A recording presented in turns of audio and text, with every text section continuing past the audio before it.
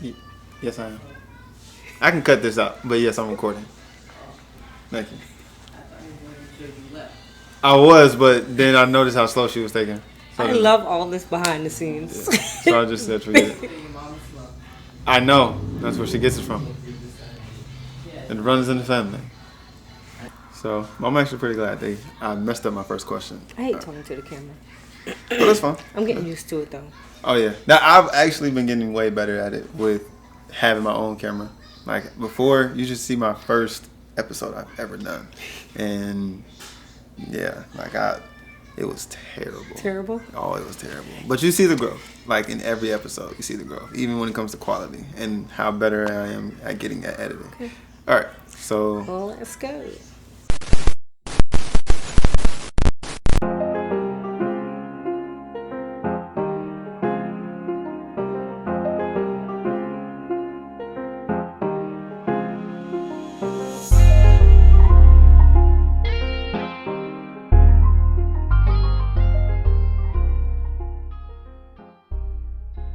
yo, what's going on, cultural people of Earth? Welcome back to another episode of Atlanta to the World. I'm your host, Keem the Wiseman, and for today's episode, I have something very special in store because I have a special guest along with me today. So, for today's episode, I have family with me. Not only family, but upcoming author in her own right, making strides and headways into the author world. Please put your hands together and give thanks, because I definitely would like to say thank you for coming out here. Thank you for having me. My family and author of Pain, Purpose, and God's Plan, Life Lessons on Losing, Miss Angela President. Hey, y'all. So, before we get started today, one thing that we like to do on my podcast before we really get deep and dive into the content is a weekly checkup. So for the weekly checkup, it's basically a week run through physically, emotionally, spiritually from a week from today. So today is Thursday, April 20th. So a week prior would be April 13th. Okay. So from then to now, how do you feel? If you had to score it 1 through 10. From then till now, and Yeah. 10 like being the greatest? Yeah, 10 being the greatest, 1 being not. Well, yeah. I would say, can I say where I started off? I started off last week, Thursday, probably at like a 7. Okay. A day later, I was at like a 3. But today, I'm definitely at a 9. Okay. Definitely That's real good. Just for a little insight, can you kind of give like what brought you out of that 3 slump, or we'll kind of give a little bit of insight what put you in that 3 and what took you out?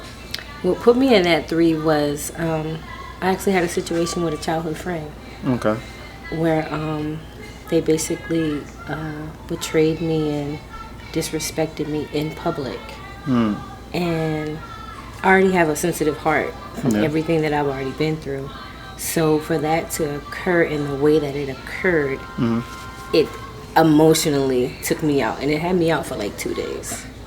When things like that happen, like it really takes a toll on me to bounce back when my feelings are hurt, especially by someone that I consider to love me. Yeah. Okay. So but I'm better today. And that's all that matters. Yeah. What would you feel? Well, I mean, what do you feel like was the biggest help that brought you back to that 9, or got you to this 9 right now? Knowing that I don't want to be the person that I was before, and actually seeing my growth. Okay. Taking time and realizing, okay, why is this person saying these things to me? Why does this person feel this way about me? Okay, you're doing great. You wrote a book. You published a book. You're still here. So all the mean and hurtful things that this person is saying to you is jealousy. It has nothing to do with you. Pick yourself up and keep going, girl. And that's what I did. So what would you label that as, under self-reflection or self-encouragement? Both. Okay. Both, because I had to look within. At first I was looking within to see what did I do for this person to treat me this way? I'm here for you. What did I do? So I had to have a deep conversation with myself and say, you know what? You didn't do anything. You was the friend. You pulled up. Yeah. But unfortunately, like I say, hurt people hurt people. So this person is going through something, and I just happen to be the person that they lashed out at.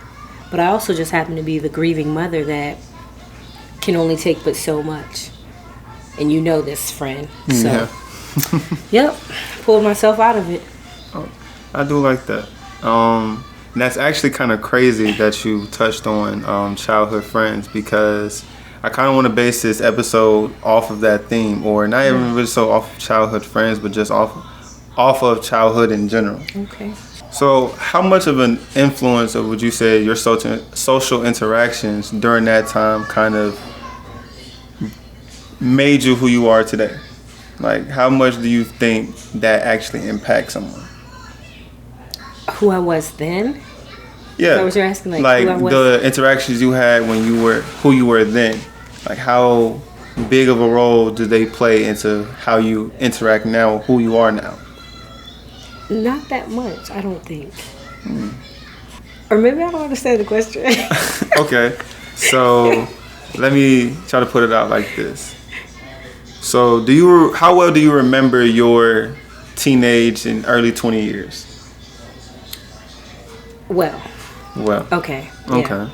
All right. Now I'm gonna ask you to grade them, like on a scale of 1 to 10. How well could you say you can recall the vast majority of those years? Probably about a 7. Okay. That's not too bad. Yeah. All right. Now, what percentage of that would you say can you recall being the basis of who you are? Like, out of all those experiences or that lifespan of time, how much of it is significantly to you of who you are today?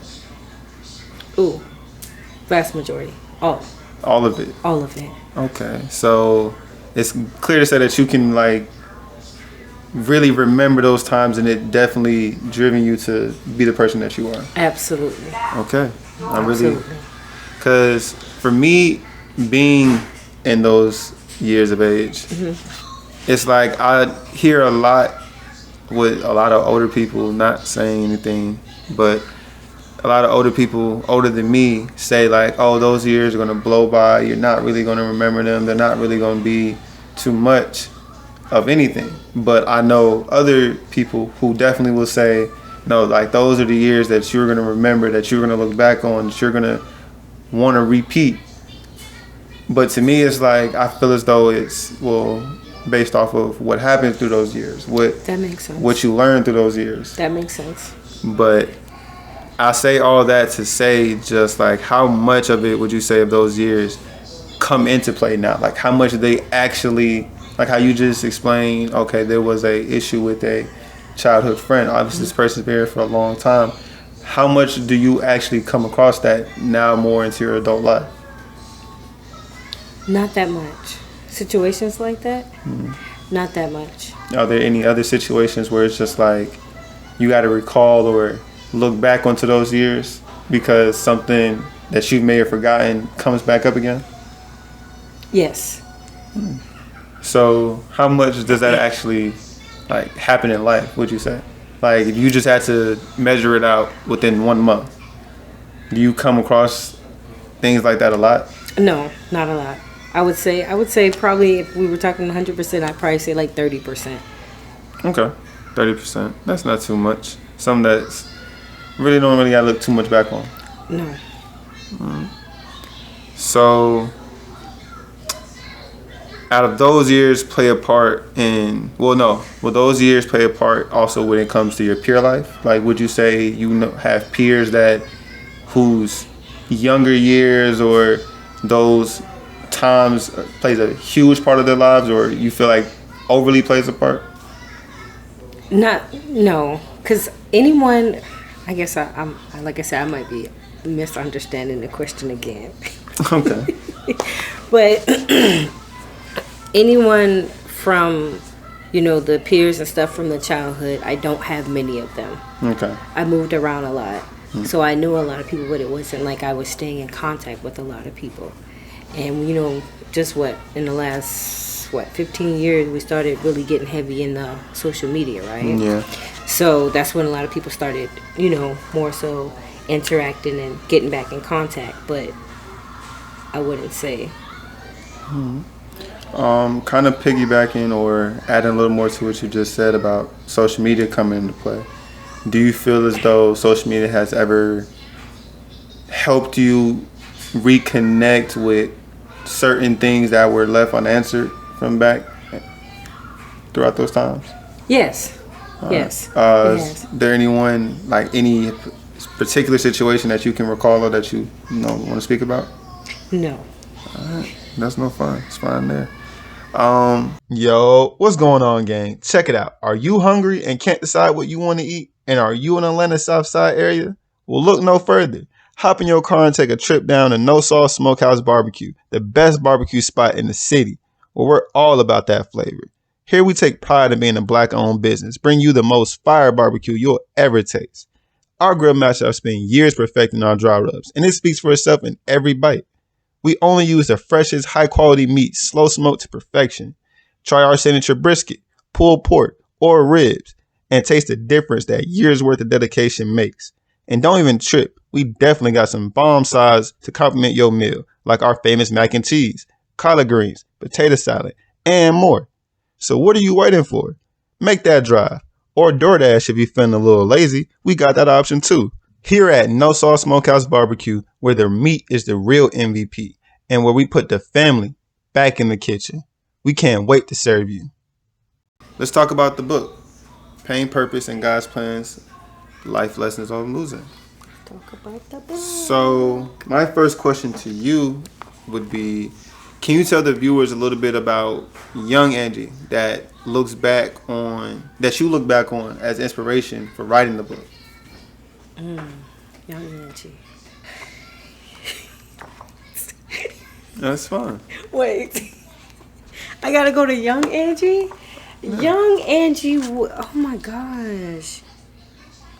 All right, well, let me ask this then to kind of get it a little more narrow.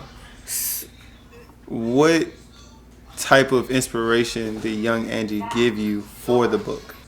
She made it through her pains and her trauma. Okay. That she made it through. Now, for not just but young Angie or you and yourself, but for people in general, how much is that process of actually making it through? Oh gosh, it's a lot. It requires a lot. It takes strength, mental, physical, and emotional strength, and a fight, a major fight. That's a real nice way to put it. I like that word, a fight, because it's definitely, it's not an easy one. It's not an easy fight, not at all. I can say as me, myself, and my age now, that we're starting to learn more and more about the actual fight. I'll say kind of like that graduating of high school, going into that, whatever your post-secondary option is, that path for us was a little more unorthodox with COVID coming around. Anyone who's class of 2020 will know, like, we're starting to realize and know that fight is something serious, especially when you actually come to realization of your childhood traumas or of the things that you've been exposed to as an early age that's coming back to haunt you, or things that make sense to you now that didn't make sense to you before, that you're like, okay, now I actually got to stay on my toes. I got to be more aware, more self-conscious of certain things. So, yeah, I can say with reading this book, it has definitely put me into a better mindset of thinking of how to deal with the fight. I know right when I got my first copy, I dug right into it. I was ready for it. Put more thought into what I wanted to take from it instead of actually just reading it to read it. That's awesome. So it was a lot of just like, okay, let me find answers to questions that I have to myself. That's kind of how I went into it. Just, all right, well, let me get my questions now. I'm gonna read the book and whatever ones I can get answered from this. Like it was a lot. It was a lot. That's good. But that was good to hear. That touched me. No problem. Thank you. Did. Thank it you. Did. It really touched me reading it. That's good. So, first of all, thank you from your answer from before. It was really inspiring. Can you give us a message of the things that you believe might have gotten that? No, my bad. Can you give us a message that you believe you might have gotten from reading this book, from back being young Angie? Like, if you was to give young Angie this book, what messages would you think she would get? The message I would want her to get? Yeah. I would want her to get a message that, to know that the things that she's been through wasn't her fault. I would want young Angie to forgive herself. Mm-hmm. I would want young Angie to have hope. Tell her to love herself. Know that she's worthy. Trust herself. And don't give up. Even though it looks like it's the end, or it looks like the situation that's going on around you is so terrible, don't give up, because nothing lasts forever. So anything bad is not going to last forever. Anything good is not going to last forever. It's going to get better. That's how I look at it, you know? So that would be my message to young Angie. Now, for a sidebar question, for some of the younger women out there who are watching this or going to tune in that could be facing certain similar situations or similar traumas to just anyone, what would you say is a bit of advice for them of knowing that this pain isn't going to last? Because that's something that for a lot of us, when I mean us, I mean in my peers, that there's a lot of us that don't really realize that until it's too late, that certain pain isn't forever, or certain pain is only going to, like, this is the maximum that this is going to hurt, and that it's going to become more subtle and easier to deal with as time goes on. You just actually have to get to that time. What will be your message to them? Well, you know that saying, what doesn't kill you makes you stronger? Of course. Like, we hear that so often, right? Mm-hmm. But we don't really hear it. When I say hear and then, now feeling it and actually resonating on it in your mind when you're actually going through it. What doesn't kill you does make you stronger. It does. It really does. Even when it, like I said, even when it looks like you have no turning point, when it looks like you're so confused, when it looks like you want to give up, when it looks like everyone else is flourishing and you're not flourishing, things aren't happening for you, and it seems like the worst is happening for you, back to back to back to back, you gotta stick with it. You gotta stay. You have to stay in it. You have to pray. Like, I believe in praying and talking to God. You have to talk to God and believe that you are going to make it through. Mm-hmm. You have to believe that you are going to make it through. I hate crying on camera, but I'm so emotional. I'm sorry. Oh, no, you're fine. Trust me. This is a free space for everyone to feel comfortable and to get everything across that they want. Of course, when we're in pain, we feel like it's the end, because we're in pain. But that comes that fight. Like, you have to think about your dreams. You have to think about your goals. Think about things that where you were headed before the pain came. And that's another way to keep the fight going. Like, you're gonna make it through. And then once you come out of that pain, you gotta go share it with somebody else.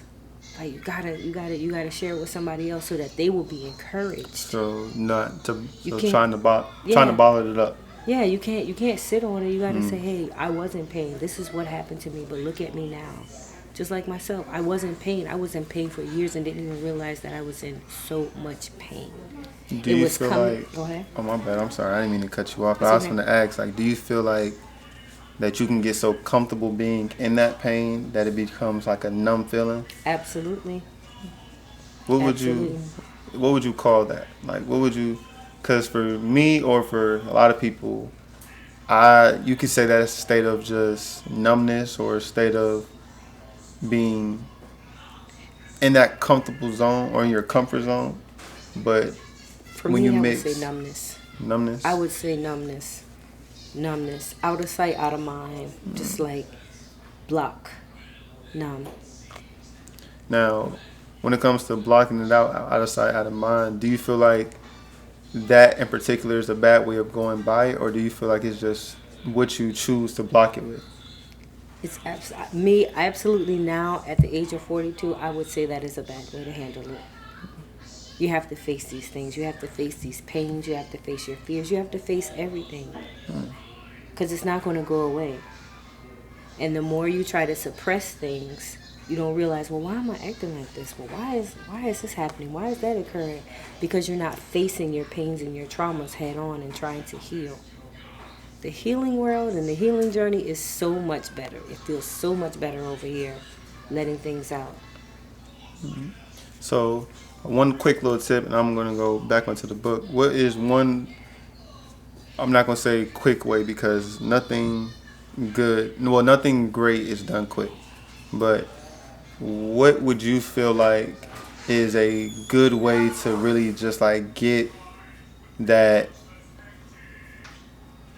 to try to get a easier way to get mellowed out from those pains? Well, not mellowed out, I'll say over, to work through. That's what I'm trying to say. Therapy. Facing them. Okay. Being accountable for what you may have caused. But most importantly, I would say prayer and therapy. Okay. So,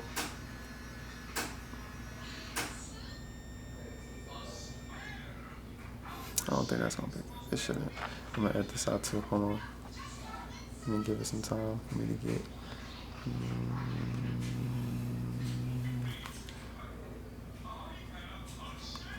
Okay. So, getting a little further more into the book, can you tell us a specific challenge or obstacle that you may have faced while writing the book and how you overcame it?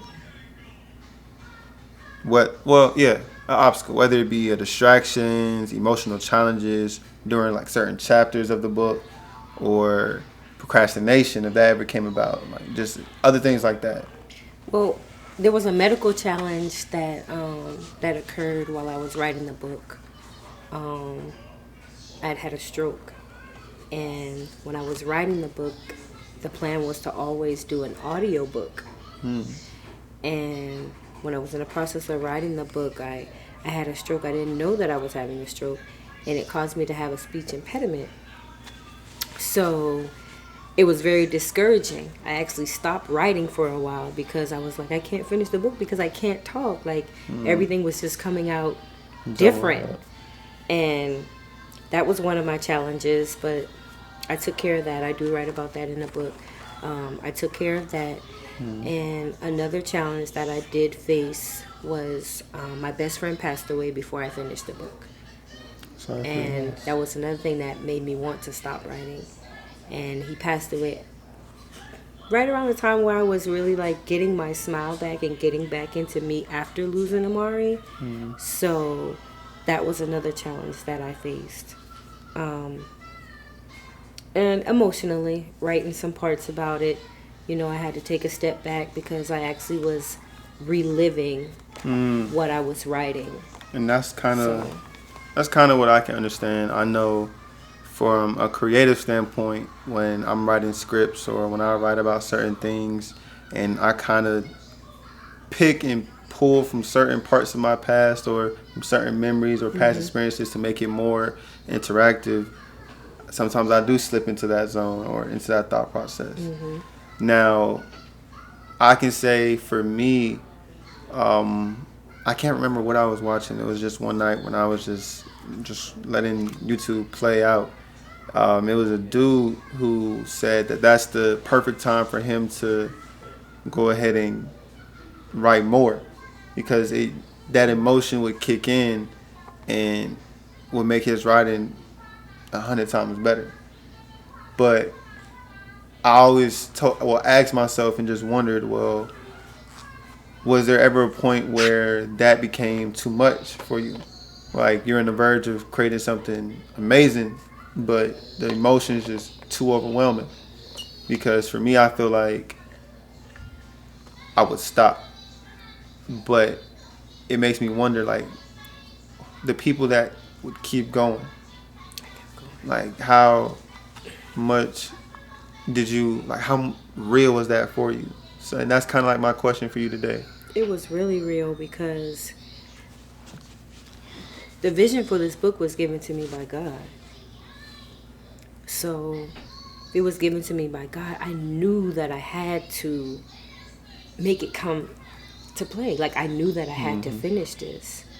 And the vision was given to me when I was in such a dark place that I was like, God, you bring me out of this. And God was like, you do this. And he brought me out of it. Look at me, I'm here. So I knew that I had to finish this. And like I said, I wanted to stop, but I knew that the reward would be so much better once I get it all out of me. And when I say the reward just to myself, the healing that I received from completing this and not giving up is what... Now, let me ask you this, and I feel like it's kind of pretty self-explanatory, but I just want to, how much of that went into the name of the book? Or would you say that's all from where it just came from, God's plan? God's plan, yeah, all of it. A lot of it had to play in it, because it's always been his plan. And that's what I say. My pain pushed me to my purpose, which has always been God's plan. And I learned life lessons. I learned life lessons while I was losing. With every loss, I learned a lesson. I love it. I love it so much. You kind of answered my next question for you, but I want to see if I might get a little bit something different. What to you was the most rewarding aspect of writing the book? Whether it be the reward you got from finishing, being able to push through those hard chapters, like what to you personally was just the most rewarding thing you took from it, from the whole journey, from coming up with the idea or it hitting you? The fact that I completed it and I put it here and I can sit down and I can look at it and I can breathe and I can walk around, my head held high, and I can love myself and I know who I am and I know why I went through what I went through, and forgive myself and forgive others. So it's a list of rewards that I've received. All right. But the main thing is, I know that I've made Amari proud with this. 100%. And I'm grateful to still be here. I am too. And I would like to also point out that I'm grateful that you were able to finish it, because if not, I wouldn't be able to add another book onto my finished read list. But also, I wouldn't have got the answers that I needed to at that time when I got this book. But also, I also want to throw out another highlight for my viewers, that your book is now available on Amazon. Amazon, yes, and my website. Would you like to speak a little bit more about that? Okay, so my book is available at on my website at www.angelapresident.com. You purchase the book from the website, you will be getting an autographed copy.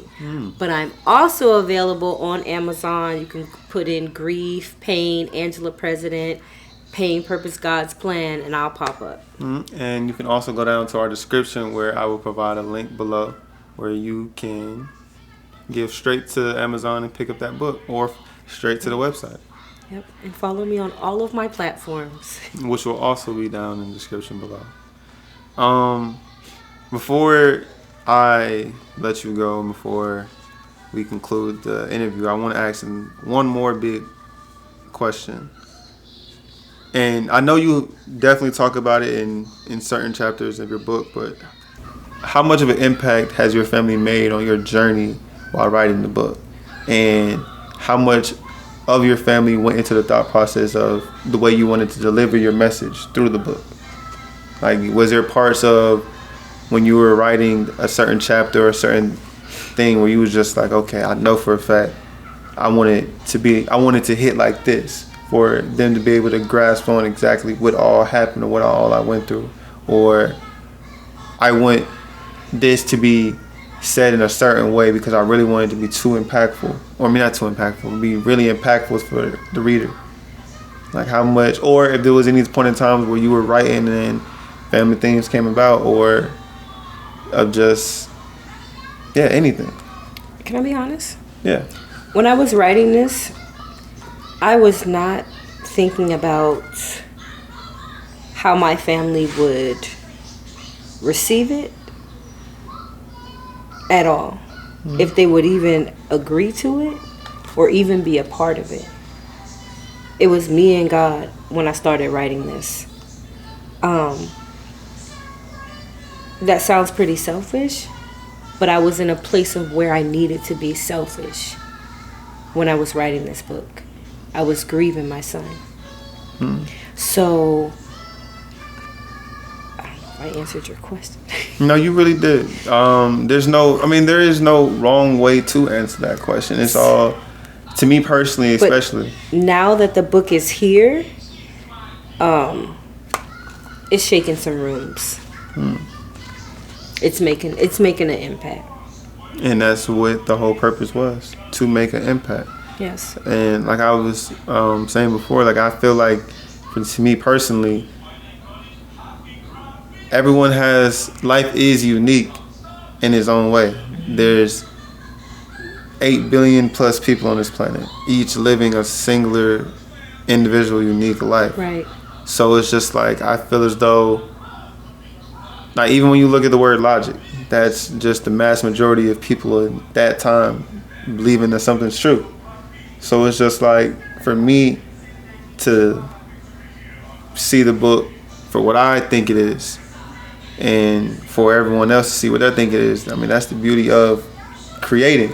Right. For everyone to get their own perspective and their own things from each and everything, even if it's about the person who's reading it. So it's just like, I don't feel like, well, I can say it is selfish, but I don't feel like in fact of saying it in the way it was wrong.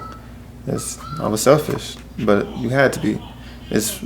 I feel as though more and more now that we're starting to understand and realize that it takes that selfishness to bring out the greatness in you. Yes, that's it. But with that being said, I would like to once again thank you so much for being a part of my podcast. Thank you for having me. Also, for my viewers, like I said before, a link would be provided down in the description below. I would like for everyone to grab a piece of this book, take it with you, and let it live on with you forever. There's always messages in every bit of scripture that you read, and promise you in this one, there's definitely some messages that you can receive from it. Young, middle-aged, old, whatever, male, female, it's for them all. Pain, Purpose, and God's Plans, Life Lessons on Losing by Ms. Angela President. And with that being said, I'd like to thank y'all for tuning in to another episode of Land to the World, NDH edition. See you on the next episode. See y'all later. Peace. Thank you.